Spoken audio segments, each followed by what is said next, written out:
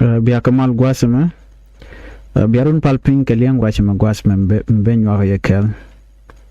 na liang na madan lero do kwatama ko da tani ala la do la de nan yal kada no no pin tanga jani yo no mai pin ta tram de sa ka ga da kon de ala jumi ce jiga tambe juban ma wa nga je den 1 minute karo adda do be jube be tel do kada ne ga la na so ga pik ka juba da kan kada ne idiyal na ka ga junno do de jen bakel bidan wan tin guna ka nagdiyan ka warka da cangdar shikan da kan ta da win mon malero la duzi jala lar kan aga jinna we gur ci ja cengi jegla ja pole e bireg lo jak di yara la ga ta ko chayo mo ka meji wun mi salama ko liya di yara la ga ta me ko chayo mo ka dai gwazu cinga ko nyal me liya jega me na yana nuwale bran kar ka liwa jega na charka ja liya jega me jo linga na gwasa me ngai konti kona lat groden to kon kan wari titere which ka juba tishi dier ka teknore ne de konti da which kwa kala use ku kan la jen banwer ba ko na ka kan ka kwiko ba ko mo position ke ba ko mo kayo kon me jana dan ne no right now right kona ne mi ko no gi konta dan ne we dan ka je ke doran we ka je de lo ran dere jat bani de konti ki juba they don't care chicken deer especially kon la kon wer ten go ken on wer no ku kan represent but they turn out no can it mo cha dear kata danan nakan wore ku kan sapon ramadan nan na especially ngai kon dial medan ke 2013 chanwar shagan na self kem yadit can it the same people today te chagan maniken nya maniken gwaniken chagan na ngode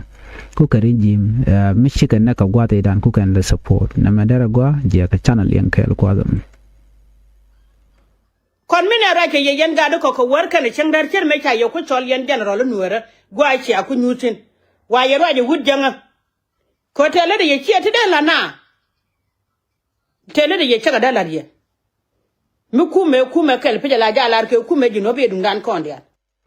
mi jira makan madan la ro da kan yeling sheng edan me shi do che talk chi wuda dan la ship of defense kwera SSPDF che in wor general che ko choro ke jubano we are no ngamare do arun wa che ko mai ka de no wa apanal wa da ke wa jongle wa da ko bisab ke mi yadi the position be listen to more information on that here che da la kon ko jinu che letin akor wen mabra to wal meda ne te kon te la ja dunga ga nuere an che nga je wona me imide la ben tuuni man nuere sin che nga ko de kan ja do kon dial ne kon yal ken go na ne kan ti di kan ga nuere te cha chol ne di chum ku da gude jen diye ti te ko kume tina ka dorian tela ka jalwai bara la de no kayena mi ci kana to kana ko le ngu ko da na te ni ga tukin ne shegdu bo ki ka fa ne wo duyi jaba kai shegdu ka ci ne ga di cha da bo yen farko duyi ken ba musel mi jeng musala musa wang run chor ka jama gudjanga da kwere ki ga kwere da ka yo ki ga yo te ce ten mi cha ro lo dun mi ci agu changa bo ko nya lo dun le bo bele be ji no me chala fi yo gudjanga chala re do run mi te yen ten yen ga ko di nyuti gwa mana ko dam ne ye ko yen bi an mi ci rek ban min nak do nuara de yen chonkel ka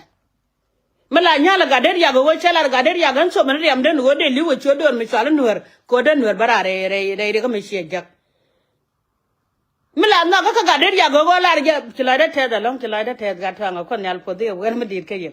ya mala la ren go ga der ya ga chala do yen e dia le chiro kwa ko nuara kana yalam ke wo ko no wo lo dien kan dia ro ko gwadi di lo dia de yele ko na me gwar mo no kargara na lam me we no kargan ka dor me shal me te yaga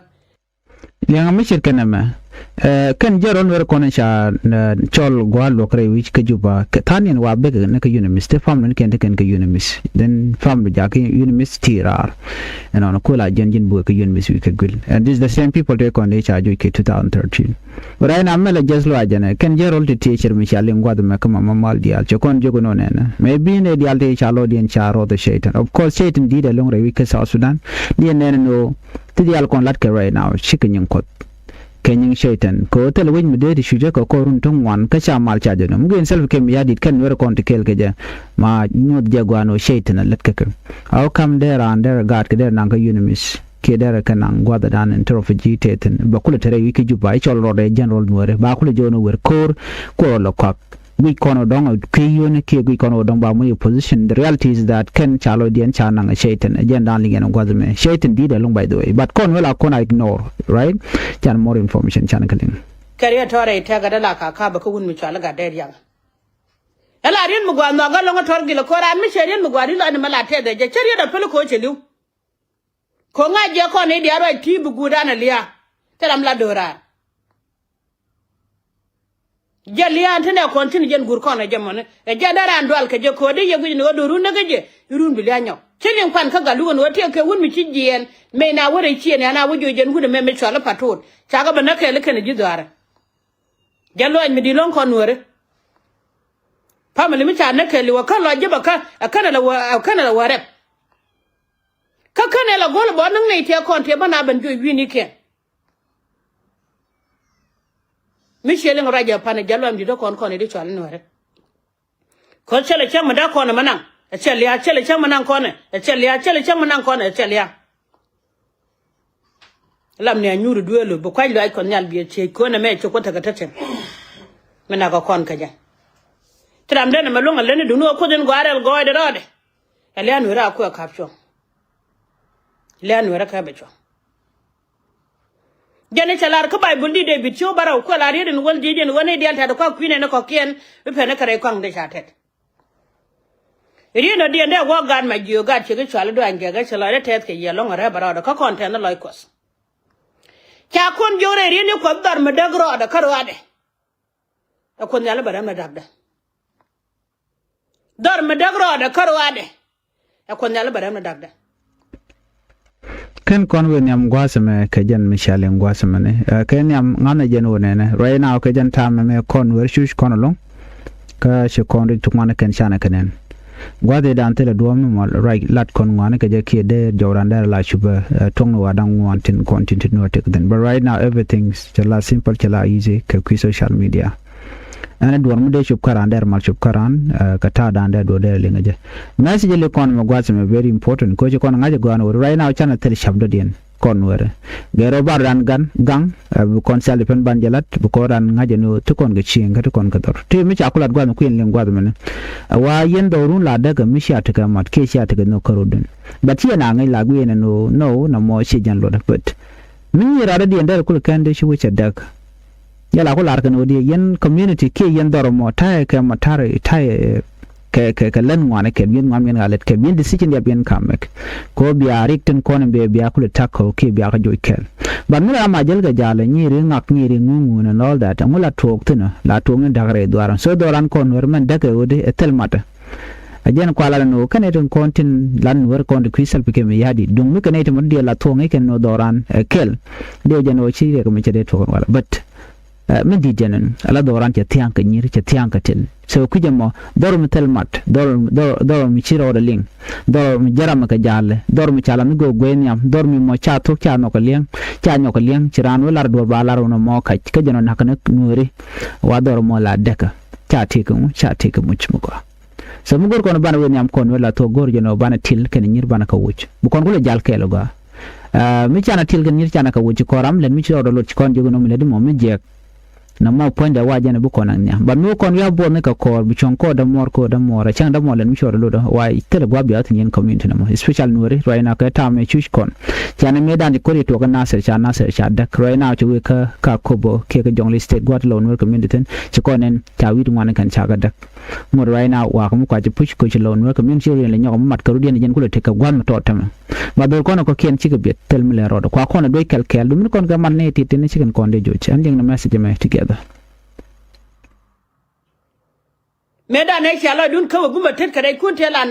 la kwalke gun mi chala majur kaman kun tela nan ka kana gad kun ba kana na ka warab ba kana na bor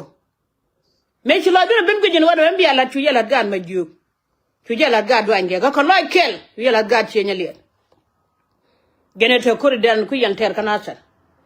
ka jene ku te ko dan yan ter goje chala ngad kanya ne te kon te kon kana te chi liu kwidan chi kon no felis ko dong line loy de liwo no ga chodoran ko cha muna dagang te ke won mi che laro en bono mo kan bana kon che dang ala so de kon ban ko ga gade rom no gad kien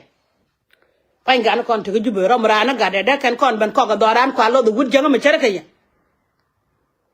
tla te general ka ten go kanene chin nen ya mana ne cheng magwa do anya cheng magwa koi poinde kiem mu chala do anya la gad ke ina gwa me chete ga kana goro re ga mode ne wuchu ga Nuer ko ken kien no guna kor ka kien no dun ka lia wo benori bi ga ben ken dolu ma batong na mala dolu ma kele batong na mala kala na mana da bela men tila wo kel ka gadi la ri yata lo ajere bro re bam di mi chere ka bod mene ka bi agoro wo kare de ko na wa mai ne ka kan di ka boy ne bi ko tal gad kun bo kon nyala cholye ran kun nyala cholo no kon nyal kene pine ne bena ku anyi no kada mi chere ka ne mi chak chere ka ne de ne bena ku anyi tere ne win mon mataram la ko iran ne kon nyal e jimbara je ka ro mo bi jina ko iran gwa simishaling ani tin diala kon let kon ke wa yen miteri ne shondun biya dial biya ka kamkot biya kun yal biya la teslo aj brand ba pal be kut be tejen o moy kamal ne de kon jek kon changane jek palalo den pin ko kon ti kon tero yene nak ye kene lel yede lar kono ne dial ka par kwa doran kwa ele bedaga ne te mutun no kan met ke no kan ode kan kwar uchi diere kan kan nin tienen kon shush yete rai nangai kore doran ti choche ben special ga tam me boss teten tele boss tele piti go so te boteten tele piti go tele kon tele dul wal special kan wal kon dong de kula madre dul wal tele ga so choje me ngabi woje ka kon ene kon yal ka kon kel ene ngana jen wo madan kel jen bir dial bi ko wojen thank you mama wal dial ke jen information ngo ache kamna kan look kan shom kon yal podi go adan titan